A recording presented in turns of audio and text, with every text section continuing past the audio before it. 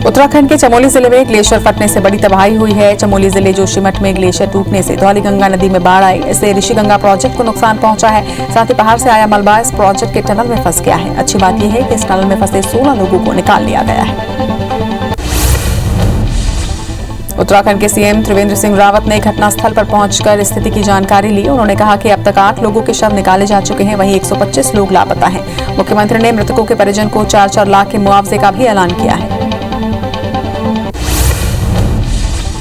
PM Modi ने भी CM से बात की और कहा कि केंद्र हर संभव मदद करेगा। इसके साथ ही राहत की बात है कि नदी का जल स्तर अब धीरे धीरे कम हो रहा है। फिलहाल सभी थानों और नदी किनारे बसी आबादी को सतर्क रहने के निर्देश दिए गए हैं। वहीं ऋषिकेश में भी अलर्ट जारी किया गया है। पीएम मोदी ने असम में कहा कि आज देश को बदनाम करने के लिए साजिश रचने वाले इस स्तर तक पहुंच गए हैं कि भारत की चाय को भी नहीं छोड़ रहे। कुछ दस्तावेज सामने आए हैं जिनसे खुलासा हुआ है कि विदेश में बैठी कुछ ताकतें चाय के साथ भारत की जो पहचान जुड़ी है उस पर हमला करने के फिराक में है। पीएम मोदी ने आगे कहा कि मेरा सपना है कि हर राज्य में कम से कम एक मेडिकल कॉलेज मातृभाषा में पढ़ाना शुरू करें। जब असम में नई सरकार बनेगी, मैं असम के लोगों की तरफ से वादा करता हूं कि असम में हम एक मेडिकल कॉलेज स्थानीय भाषा में शुरू करेंगे। सरकार असम के विकास के लिए पूरी निष्ठा से काम कर रही है।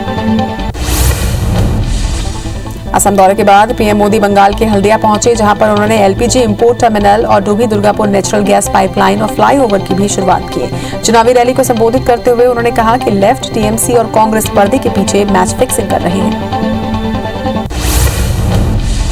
केंद्रीय गृह मंत्री अमित शाह 11 फरवरी को पश्चिम बंगाल के दौरे पर जाएंगे। शाह बंगाल के उत्तर 24 परगना के ठाकुरनगर में एक रैली को संबोधित करेंगे। इससे पहले 30 जनवरी को ये सभा होनी थी, लेकिन दिल्ली में बम धमाके की वजह से ये रैली रद्द हो गई थी।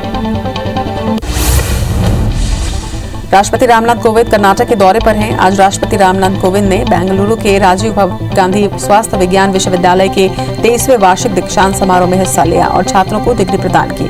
इस कार्यक्रम में मुख्यमंत्री बीएस येदियुरप्पा भी मौजूद रहे। भारत अपने पड़ोसी देशों के साथ साथ दुनिया को वैक्सीन पहुंचा रहा है। इसी क्रम में आज भारत ने अफगानिस्तान को वैक्सीन भेजी। एयर इंडिया की मुंबई दिल्ली काबुल फ्लाइट से कोरोना वायरस की वैक्सीन अफगानिस्तान भेजी गई। छत्तीसगढ़ के मुख्यमंत्री भूपेश बघेल 2 दिवसीय असम दौरे पर हैं। उनके साथ असम के प्रभारी सचिव विकास उपाध्याय भी हैं। मुख्यमंत्री भूपेश बघेल ने असम के शिवसागर जिले के अहमगुरी विधानसभा में बैठक ली, साथ ही एक सभा को भी संबोधित किया। भूपेश बघेल ने प्रधानमंत्री नरेंद्र मोदी को जुमलेबाज कहते हुए उनके सभी पुराने नारों को याद किया। मुख्यमंत्री शिवराज सिंह चौहान ने ग्वालियर व्यापार मेले का औपचारिक उद्घाटन कर दिया है। इसके साथ ही सीएम ने 15 फरवरी से मेले को विधिवत शुरू करने की घोषणा की। मुख्यमंत्री ने कोरोना से प्रभावित मेले की भव्यता और बेहतर व्यवस्था की प्लानिंग पर जोर देने के लिए कहा। उन्होंने जनप्रतिनिधि मेला व्यवसायियों को इस संबंध में अपने बेहतर सुझाव देने के लिए भी कहा है। बीजेपी अनुसूचित जनजाति मोर्चा के नवनियुक्त अध्यक्ष कल सिंह भामर की पहली परिचयात्मक बैठक प्रदेश कार्यालय में हुई। बैठक में नगरीय निकाय पर फतह करने की चुनावी रणनीति बनाई गई। राष्ट्रीय महामंत्री ने बताया कि केंद्र सरकार के बजट की खूबियां आम जनता तक पहुंचाने के लिए मोर्चा के कार्यकर्ता गांव-गांव जाकर जन जागरण करेंगे। छत्तीसगढ़ दौरे पर पहुंचे विमानन मंत्री हरदीप सिंह पुरी ने बड़ा ऐलान किया है। हरदीप सिंह ने घोषणा की है कि 1 मार्च से बिलासपुर में हवाई सेवा शुरू की जाएगी। वहीं बजट में उड़ान योजना के तहत कई प्रावधान किए गए हैं। इस घोषणा के बाद शहरवासियों में खुशी का माहौल है। केंद्रीय मंत्री हरदीप सिंह पुरी बीजेपी प्रदेश कार्यालय में कार्यकर्ताओं की उन्होंने बैठक ली। तभी पूर्व मंत्री अजय चंद्राकर ने भाजपा के प्रदेश महामंत्री भूपेंद्र सवन्नी को जमकर फटकार लगाई। पूर्व मंत्री चंद्राकर ने सवन्नी को खरी खोटी सुनाते हुए कहा कि जाओ जाकर चमचागिरी करो, मुझसे जरा ठीक से बिहेव किया करो, वरना मैं तुम्हें ठीक कर दूंगा। कसडोल विधायक शकुंतला साहू का जन्मदिन आज विवादों में घिर गया। पलारी जनपद सीईओ ने कसडोल विधायक शकुंतला साहू का जन्मदिन मनाने के लिए एक आदेश जारी किया, जिसमें अधिकारी कर्मचारियों को अलग अलग जिम्मेदारी दी गई थी। आदेश की कॉपी वायरल होते ही जिला पंचायत सीईओ ने जनपद पंचायत सीईओ को कारण बताओ नोटिस जारी किया है।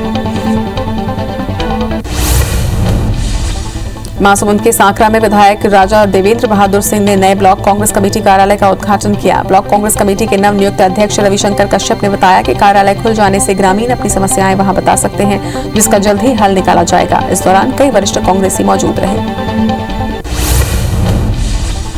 केंद्रीय मंत्री प्रहलाद पटेल ने दमोह के स्टेशन कैंपस में 100 फीट ऊंचे राष्ट्रध्वज का लोकार्पण किया। इस दौरान उन्होंने रेल मंत्रालय और रेल मंत्री का आभार भी जताया। मंत्री ने कहा कि दमोह में 1842 की क्रांति का एक उद्गम स्थान रहा है, इसलिए जिले को ये सम्मान मिला। इस सम्मान से सभी दमोह वासी अपने आप को गौरवान्वित महसूस करते हैं। डीजल की बढ़ती कीमतों से परेशान बोरवेल व्यवसायियों ने महादेव घाट में बैठक की, जिसमें रायपुर में करीब 150 व्यवसायी शामिल हुए। ये बैठक 3 दिन तक चलेगी, जिसमें प्रदेश के अलग अलग जिलों के व्यवसायी रायपुर आएंगे और संघ से जुड़े लोगों के बीच सामंजस्य बिठाने की कोशिश करेंगे। रायपुर में छत्तीसगढ़ सहायक पशु चिकित्सकों का सम्मेलन हुआ, जिसमें संघ के आगे के 3 सालों की रणनीति बनाई गई। इसके अलावा संघ के प्रदेश अध्यक्ष का चुनाव भी हुआ, जिसमें 2 प्रत्याशियों ने नामांकन दाखिल किया है। इसमें डीएस भारद्वाज को नया अध्यक्ष चुना गया। महासमुंद के नर्रा गांव के ग्रामीणों ने कोमा खान खट्टी मार्ग पर चक्का जाम किया। ग्रामीणों का आरोप है कि पुलिस द्वारा ग्रामीणों को पूछताछ के बहाने बुलाकर 7 लोगों को गिरफ्तार कर लिया है, जिसके विरोध में उन्होंने चक्का जाम किया। हालांकि पुलिस का कहना है कि बलवा और आगजनी के आरोपी थे, उन्हें गिरफ्तार किया गया है। रायपुर के हीरापुर के बाद कबीरनगर की आरडीए कॉलोनी में एक और नकली शराब बनाने वाली फैक्ट्री का भांडाफोड़ हुआ है। आरोपी कुलवंत सिंह से पूछताछ के बाद दूसरी फैक्ट्री का खुलासा हुआ। उसने ही कबीरनगर की आरडीए कॉलोनी में एक और नकली शराब बनाने वाली फैक्ट्री संचालित होने की बात बताई। सुकमा जिले में सुरक्षा बलों ने नक्सलियों की साजिश नाकाम करने में बड़ी सफलता हासिल की है। सर्चिंग पर निकले जवानों ने 39 स्पाइक होल और करीब 700 लोहे के स्पाइक्स बरामद किए हैं। सीआरपीएफ जवानों ने ये स्पाइक्स पोलमपल्ली थाना क्षेत्र के गांव से बरामद किया। मुरैना पुलिस ने रेत माफिया के खिलाफ कार्रवाई करते हुए 1000 ट्रॉली डंप रेत को नष्ट किया है। एसपी सुनील पांडे के मुताबिक उन्हें सूचना मिली कि चंबल नदी से अवैध उत्खनन करके उत्तमपुरा और ताजपुर गांव में 1000 ट्रॉली रेत डंप की गई थी, जिसकी कीमत लाखों में आंकी जा रही है। बलरामपुर जिला प्रशासन की अवैध क्रशर संचालन पर कार्रवाई लगातार जारी है। बीते 2 दिनों के अंदर खनिज विभाग की टीम ने राजपुर में 11 क्रशर को सील किया है। इसके साथ ही जांच टीम ने संचालकों को नोटिस जारी कर उनसे जवाब भी मांगा है। जिला प्रशासन की इस ताबड़तोड़ कार्रवाई से क्रशर संचालकों में हड़कंप मचा हुआ है। कबीरधाम के चंचेड़ी गांव में कुकर फटने से 2 बच्चे गंभीर रूप से झुलस गए हैं। दोनों ही बच्चे सगे भाई बताए जा रहे हैं, जिन्हें 112 की मदद से जिला अस्पताल में भर्ती करवाया गया। जानकारी के मुताबिक चंचेड़ी के सतनामी पारा निवासी रंजिता दिवाकर चूल्हे में कुकर से दाल पका रही थी। इसी बीच यह हादसा हुआ। बलरामपुर के बसंतपुर में एक भीषण सड़क हादसा हुआ, जिसमें 2 ट्रकों की टक्कर में एक की मौत हो गई, जबकि 2 गंभीर रूप से घायल हुए हैं, जिनका इलाज जारी है। बसंतपुर पुलिस के मुताबिक सरिया लोड कर एक खड़े ट्रक से टकरा गई। टक्कर इतनी भीषण थी कि सरिया ट्रक की बॉडी को छेदते हुए दूसरी तरफ आ गई और ड्राइवर के अंदर घुस गई, जिससे उसकी मौके पर ही मौत हो गई। अंबिकापुर मैनपाट मुख्य मार्ग पर सड़क हादसे में एक महिला की मौत हो गई है और 8 लोग घायल हुए हैं। घायलों का कमलेश्वरपुर स्वास्थ्य केंद्र में भर्ती करवाया गया है। हादसा उस वक्त हुआ जब एक परिवार पथरई में यीशु प्रभु तीर्थ यात्रा में शामिल होने जा रहा था। ग्वालियर शिवपुरी हाईवे की सड़क किनारे खड़ी वैन में अचानक आग लग गई। ग्रामीणों ने पानी डालकर आग को बुझाने की कोशिश की, लेकिन आग पर काबू नहीं पाया जा सका। इसके बाद दमकल की सूचना दी गई, जिन्होंने मौके पर पहुंचकर गाड़ी में लगी आग पर काबू पाया। होशंगाबाद के हर्बल पार्क घाट पर नहाने आए 2 युवक अचानक डूब गए, जिसमें से एक युवक को वहां के नाव चालक ने बचा लिया, जबकि दूसरे युवक के शव को एसडीआरएफ की टीम ने 4 घंटे की कड़ी मशक्कत के बाद पानी से बाहर निकाला। दोनों युवक बैतूल के मुल्ताई के रहने वाले हैं, जो होशंगाबाद में किराए के मकान में रहकर पढ़ाई कर रहे थे। कोरबा के लेमरू में हुए पहाड़ी कोरबा परिवार की हत्या के बाद उनके परिजन से मिलने के लिए राज्य अनुसूचित जनजाति आयोग की दल पहुंची है। टीम ने पीड़ित परिवार से घटना की पूरी जानकारी ली। इसके बाद टीम ने प्रशासन और पुलिस के अधिकारियों से अब तक की गई कार्रवाई की सिलसिलेवार जानकारी ली। बस्तर के कुंगारपाल में 50 साल की महिला से दुष्कर्म का मामला आगे आया है। पुलिस के मुताबिक महिला 3 फरवरी को शादी समारोह में गई थी, जहां रात को आरोपी ने पीड़िता को किसी काम से अपने पास बुलाया और कुछ दूर ले जाकर उसके साथ मारपीट करते हुए दुष्कर्म किया। मामले में बनपुरी पुलिस ने आरोपी अमित कश्यप को गिरफ्तार कर लिया है, जिसकी उम्र 21 साल बताई जा रही है। 2 फरवरी से लापता हुए युवक का शव कोहड़िया बाई तट नहर से मिला है। पुलिस के मुताबिक मृतक राजेश कुमार चंद्रा के परिजनों ने उसकी गुमशुदगी की रिपोर्ट दर्ज करवाई थी। बताया जा रहा है कि मृतक को मिर्गी की शिकायत थी, जिसका काफी समय से इलाज चल रहा था। बालोद में नाबालिग से दुष्कर्म के मामले में डोंडी पुलिस ने 2 आरोपी को गिरफ्तार किया है। पुलिस के मुताबिक नाबालिग से दुष्कर्म करने वाला आरोपी एक तांत्रिक का सहयोगी है, जो किसी काम से दूसरे गांव जा रहा था। इसी दौरान रास्ते में पड़ने वाले गांव की एक नाबालिग को तांत्रिक के सहयोगी ने अगवा कर उसे जंगल ले गया, जहां उसने दुष्कर्म की वारदात को अंजाम दिया। कोरबा में कोयला तस्करी करते 9 आरोपियों को कोतवाली पुलिस ने धर दबोचा है। इसके साथ ही उनके पास से 100 बोरी कोयला और 25,000 बरामद किए गए। पकड़े गए आरोपी भिलाई खुर्द और पुरानी बस्ती के रहने वाले हैं, जो राष्ट्रीय मानवाधिकार और भ्रष्टाचार निवारण भारत जिला कोषाध्यक्ष बताकर कोयला तस्करी किया करते थे। बेबीतरा में देर रात गुटखे से भरे 2 वाहनों में लूट की वारदात हुई है। पुलिस के मुताबिक 30 लाख के गुटखे को 2 वाहनों में भरकर बिलासपुर से राजनांदगांव ले जाया जा रहा था। इसी बीच देवर पीजा के पास आरोपियों ने लूट की वारदात को अंजाम दिया। कसडोल जनपद पंचायत में मातागढ़ तुरतुरिया में चढ़े दान रकम की गिनती गुपचुप तरीके से की जा रही थी, जिसकी सूचना मिलते ही जनपद पंचायत सदस्य सिद्धांत मिश्रा तत्काल कसडोल पहुंचे और गिनती पर आपत्ति दर्ज करवाई, जिसके बाद दान की रकम को वापस दान पेटी में डालकर गिनती बंद की गई।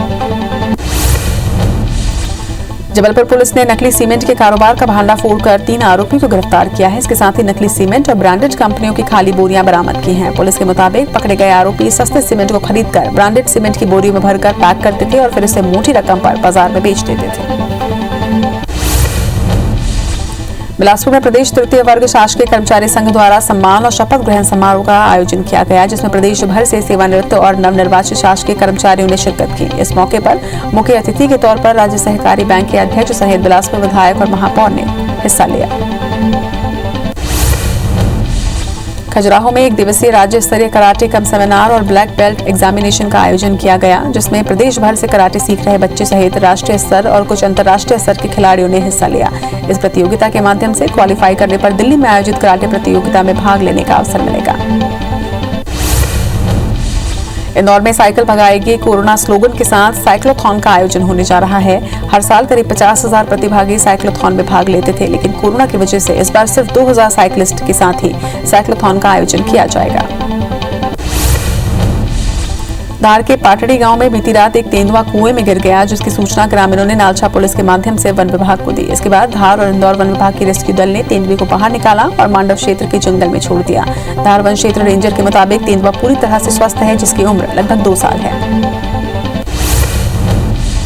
उमरिया के बांधवगढ़ टाइगर रिजर्व में आज सुबह 6 बजे से गिद्ध के आवास वाले इलाके में गिद्धों की गणना का कार्य शुरू किया गया। गिद्ध गणना में पार्क के वन कर्मियों, अधिकारियों के साथ वन्य जीव प्रेमियों और वॉलंटियरों ने भी हिस्सा लिया। पार्क प्रबंधन द्वारा गिद्धों के रहवास वाले इलाकों का पूर्व से ही चयन कर लिया गया था। अंतर्राष्ट्रीय ख्याति प्राप्त रंग विदूषक के निदेशक पद्मश्री रंगकर्मी बंशी कौल का शनिवार को निधन हो गया। उन्होंने दिल्ली के द्वारका में अंतिम सांसें ली। 23 अगस्त 1949 को श्रीनगर में जन्मे कौल संघर्षशील, अनुशासित, मिलनसार लेखक, चित्रकार, नाट्य लेखक, सेट डिजाइनर और रंग निर्देशक थे। रायपुर प्रेस क्लब में बंशी कौल को श्रद्धांजलि दी गई। छत्तीसगढ़ में एक बार फिर से ठंड बढ़ने के आसार हैं। दरअसल उत्तर छत्तीसगढ़ के ऊपर एक चक्रीय चक्रवात घेरा 2.1 किलोमीटर ऊंचाई तक स्थित है। इसके प्रभाव से प्रदेश के 1-2 स्थान पर हल्की बारिश होने की संभावना है। इसके साथ ही हवा की दिशा भी परिवर्तित हो रही है, जिसके कारण प्रदेश के न्यूनतम तापमान में गिरावट आ सकती है।